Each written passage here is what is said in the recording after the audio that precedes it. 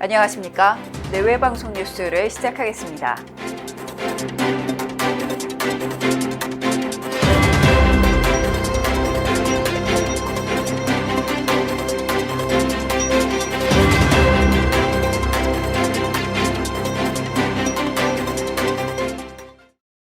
정부가 오늘 문재인 대통령 주재로 국무회의를 열고 4차 재난지원금 지급을 위한 추경 예산안을 심의, 의결했습니다.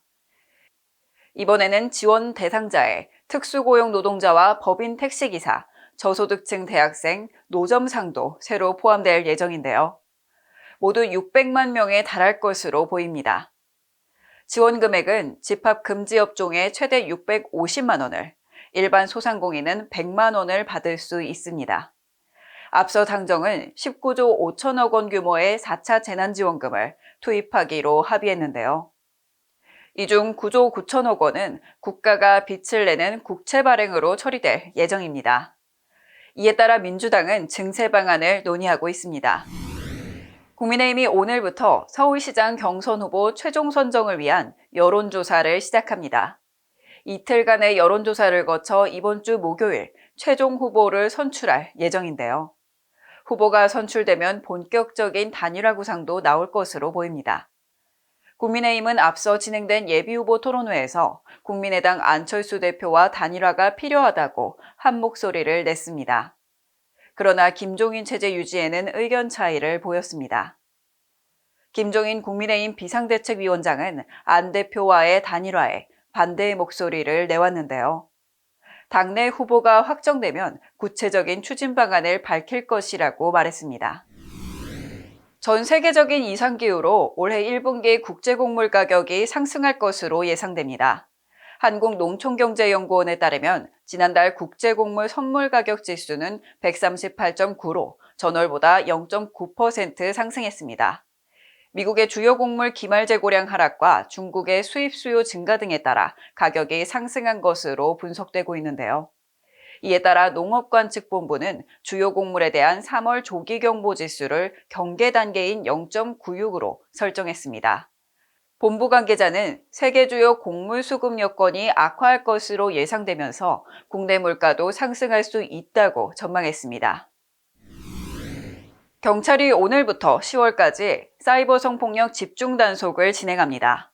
온라인 성폭력 차단을 위해 불법 유통망과 사범 집중 단속에 나선 것인데요.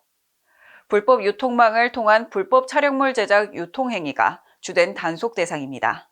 또한 경찰은 이를 구매하거나 소지, 시청하는 경우에도 처벌할 수 있다고 강조했는데요. 국외 도피 피의자는 인터폴 등과 공조수사를 통해 검거 송환하고 범죄 수익금은 몰수 추징 보전 신청할 예정입니다. 프랑스 전 대통령 니콜라 사르코지가 징역형을 선고받았습니다.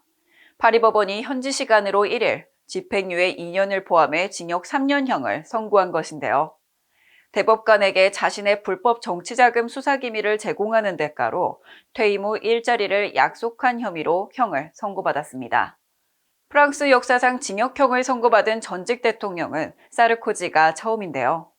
이번 판결로 차기 유력 대선 주자였던 사르코지의 정계 복귀도 어려워질 전망입니다. 네이버가 일본 인터넷 시장 점령을 위한 세 번째 도전에 나섰습니다. 네이버는 2000년과 2007년 두 번이나 일본 진출에 실패한 적이 있는데요.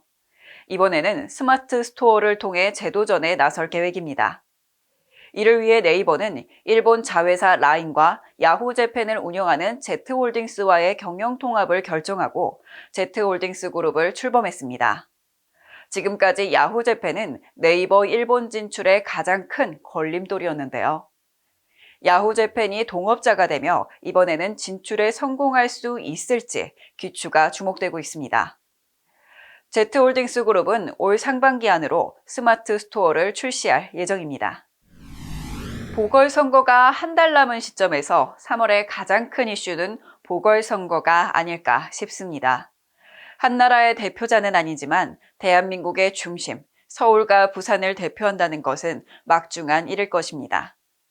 그러나 그 대표를 뽑는 것은 더 막중한 책임이 아닐까요?